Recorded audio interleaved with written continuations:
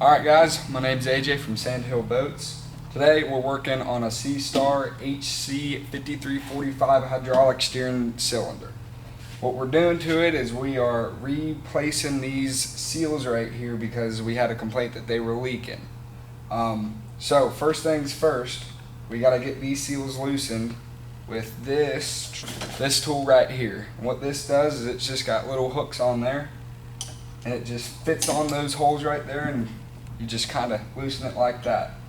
Now, it helps to leave these braces on in order to get them loosened, or else this cylinder will kind of flip up on itself, kind of make it hard to loosen them up.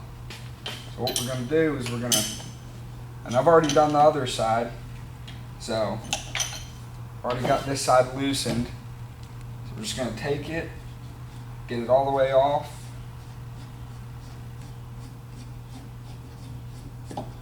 just like that. And we're going to take these two nuts off. They got washers behind them.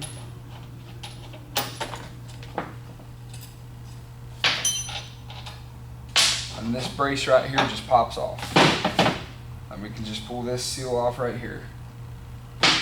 Now when you pull these off, it's going to have some hydraulic fluid that will dump out of there, and that's normal. So after that,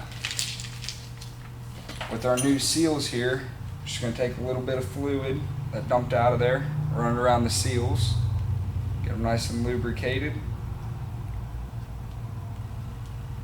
And it comes with this thread protector, so you slide that over the threads, and it kind of keeps it from getting that O-ring tore up. You just take it and push that new one on, and then just get it lined up. It'll spin right on there, just like that. We're going to get it hand tight for now. We're going to come over, take our other new seal, do the same thing we did for this side. So we're going to lubricate this, get it all nice and oiled up. Come over here, put this thread protector on, slide it on, and get it started.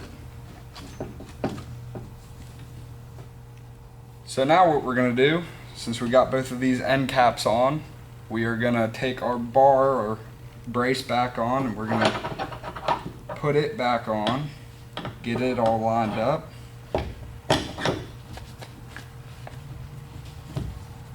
Sometimes you got to push this bar back through a little bit, give you enough room to play with.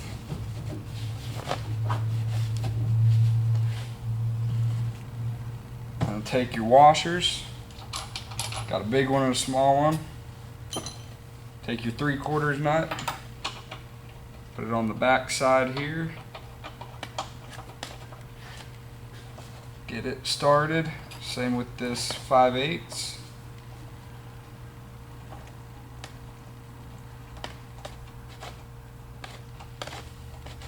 We're going to do the same thing on the other side. So after we got our brackets on, we got our bolts and our nuts holding them on, got our washers behind them, we're going to torque down these new seals here. Now it is recommended that we torque them at 60 foot-pounds, but please refer to your manual, your installation guide, to see what your proper torque spec is. So on our torque wrench here, we got it set to 60 foot-pounds. And we have it hooked up to this tool right here. So after you get your tool on there, we're just going to torque it down. So now we're on the other side. We're just going to do the same exact thing.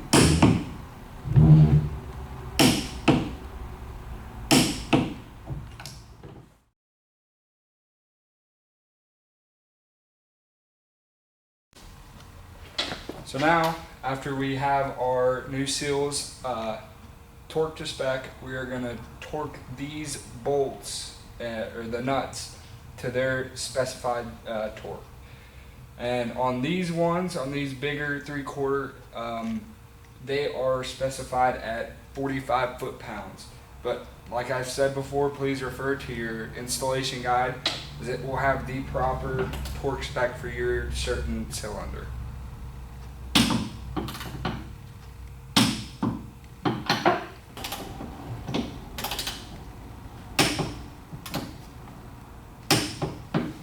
Now we're going to do the same exact thing for these top nuts. And these ones are specified at 33 foot-pounds.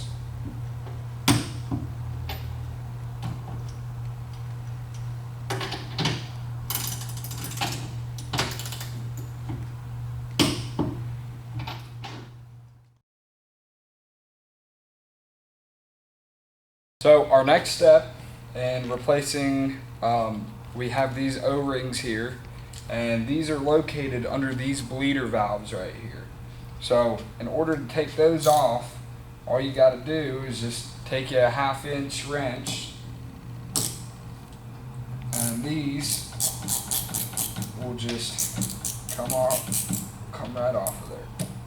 So once you get them loose, you kind of just undo them with your fingers.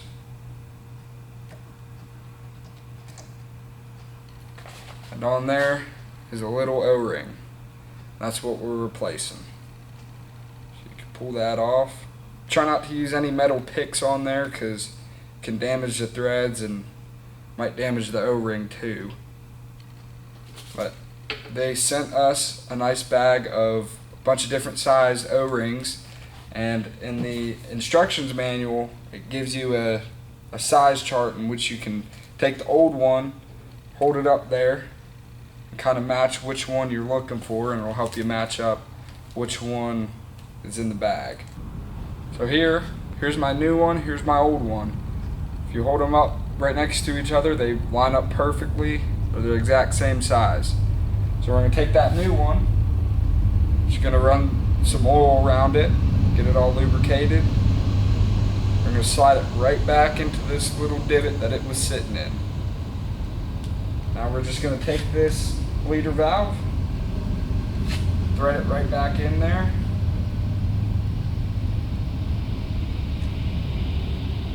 When you get it threaded in, you just kind of want to snug it up. Now we're going to leave these loose because we are about to bleed this system, and if you're replacing these seals, you will need to bleed the system afterwards. So now we're going to do the same exact thing on the other side.